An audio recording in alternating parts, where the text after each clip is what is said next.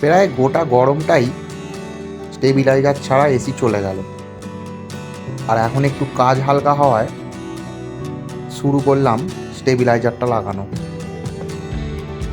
Hi guys, আমি কৃষ্ণেন্দু। আমি এসির কাজ করি, তাই এতটাই কাজের চাপ ছিল গোটা গরম জুড়ে যে নিজের ঘরের এসির স্টেবিলাইজারটুকু লাগানোর সময় পেয়ে উঠিনি। তাই আজকে সমস্ত যন্ত্রপাতি বের করে শুরু করলাম স্টেবিলাইজারটা লাগানো। কেননা খুবই প্রবলেম হচ্ছিল ভোল্টেজের, তাই বউ রেগে যাচ্ছিল, রাত্রিরে এসি বন্ধ হয়ে যাচ্ছিল। তাই বউ বললো, আজ যখন ঘরে বসেই আছো স্টেবিলাইজারটা আগে লাগাও, নাহলে তোমার কপালে ভাত আর জুটবে না আজকে। তাই ভয়ে ভয়ে একটা পুরনো স্টেবিলাইজার ছিল বাড়িতেই, একটা কাস্টমারের থেকে খুলে আনা, সেটাই লাগানোর জন্য উঠে পড়ে লাগলাম দুজনে মিলে। এখানে আমার বউ একটা স্ক্রু খোলার চেষ্টা করছিল, কিন্তু পেরে উঠলো না শেষ পর্যন্ত। আমার খোলা স্ক্রুটাকেই খুললো।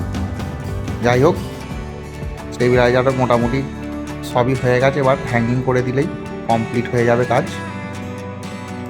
বন্ধুরা, তোমরা সকলে একটু সাপোর্ট করো আমার এই নতুন চ্যানেলটিকে। এটা আমার একটি নতুন চ্যানেল, তোমাদের সাপোর্ট পেলে একটু মোটিভেট হব ভিডিও তৈরি করার জন্য। সবাই একটু লাইক, শেয়ার, সাবস্ক্রাইব করে দিও। এইটা আমার বউ শর্মিষ্ঠা। তো এখন স্টেবিলাইজার লাগানো হয়ে যেতে খুবই খুশি। ঠান্ডা ঠান্ডা হাওয়া পেয়ে এখন পাখির মতো উঠছে।